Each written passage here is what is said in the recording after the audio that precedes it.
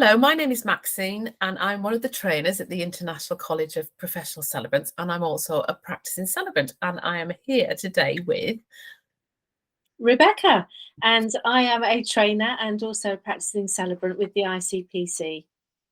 So we're going to talk about celebrancy and the fact that you're working on your own, aren't you? And being self-employed can have lots and lots of challenges, and we talk about those on other podcasts. But the one that we're going to talk about is that because you're on your own, you've been working on something really hard. You've got lots of lovely wedding ceremonies lined up, and something might happen that was going to prevent you from doing that. So there are times when you might have a short-term illness. So, for example, God forbid, you might lose your voice. Oh my word, yes. Or there might be something that's slightly longer term. So what happens if you get sick as a celebrant? Because that's a real fear for people. What do you do? Yeah, it's a biggie, isn't it? Because you put your heart and soul into this work. But at some stage, if you get ill, you've got to hand it over. So for me, and I think what we both tell people, isn't it, don't we, Max, is that you need to create a community, your friends in Celebrancy. So you'll have celebrant friends who you can call on and say, I'm really poorly, can you help out with this ceremony? I think that is really important. So it's not viewing everybody as competition, it's viewing lots of people as friends, and they will support you when you're sick. Yeah, absolutely. So, and that's a great thing of being a member of the ICPC, isn't it? I mean, from the time you start your training, you've immediately got a cohort of celebrants, and then you've got there's celebrants in the bigger ICPC family, and it's important, isn't it, to go out and network and get to know lots of different celebrants. And what are the ways you can do that? Well, what I've done is I've just made contact with them through Instagram or Facebook, and I've said, should we meet up for a coffee? So just being open to other celebrants in the area will really help you if you are sick. Absolutely. That's what you've done in your area as well, isn't it? Yeah, and it's not just that. I mean, there's lots of conversation about how the fact that there are several wedding celebrants in my area, but if you think about it, you can only do 7th of July, for example. So if somebody rings you, it's good to have it. So it's not just about being sick, is it? It's good to have celebrants in your area that you know and trust, that you can pass business on to, and in return they will do that for you at the same time, won't they? Yeah, they will. They will. It is really important to create those connections and be part of that community.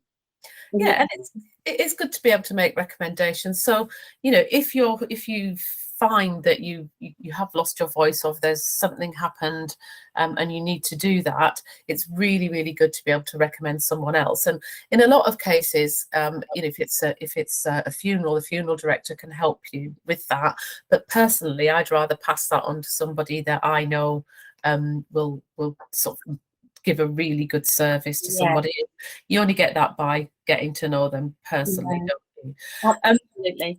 Yeah, and then there's you know, there's more long-term illness and being prepared for that, isn't there? Yeah, so there is. And I think if you've got I mean, if you're suddenly taken ill, then you need to have somebody who knows where everything is. Yes, absolutely. So that they can, you know, just kick into action and contact the other celebrants for you. So if you're hospitalized, for example, you know, having that as a backup is, you know, it's a bit like a comfort cushion, you know, that landing pad where you think, oh, heck's all gone wrong and I need to get some help. And then for the longer term, once you've sorted out the short term, for the longer term, you can talk to the other celebrants and make those plans. And if you trust them, you've got to know them and you trust them to deliver that service, as you said, then, you know, it's a relief. You're not letting anybody down. Yeah, absolutely. And I think that trust is really important because, you know, we do work on our own. You know, I've had a really bad cold, and I didn't have any funerals that week, but I thought, you know what, that would be, I probably could just about do it, but it really made me think about it. And then, you know, I've got friends who've become suddenly ill, and you know, celebrant friends who've become ill, and you know, we've had conversations about how we make that work. And I have said to them that I'd be delighted to cover for you if you're not able to do that, but you've got to make sure that somebody you know or I can have access to that, because if you're 2 days away from a wedding, for example, you're not going to be able to go through the whole process of getting to know the couple and writing the ceremony. So as a sort of celebrant sickness buddy, you need to be able to get your hands on things, don't you? That's the importance of the celebrant script, isn't it? Where you've got all your stage prompts and everything, so that, you know, whoever steps in for you at that last minute can go, okay, I understand how this was actually going to work, the choreography as well. It's important. Absolutely. And if you've done a good job, any celebrant should be able to pick your script up and actually give that ceremony for you.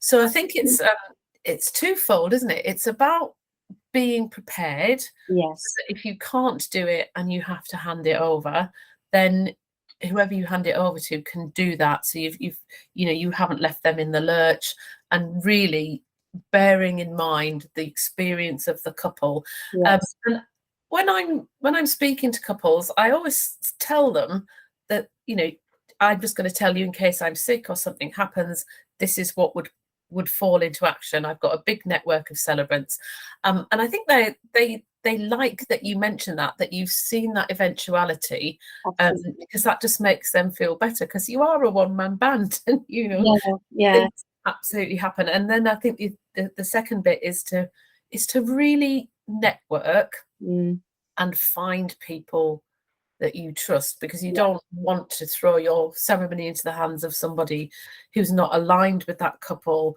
or that you don't know or you haven't seen that can do a good job. No, absolutely. I think the plan B, you know, is always a good one to have.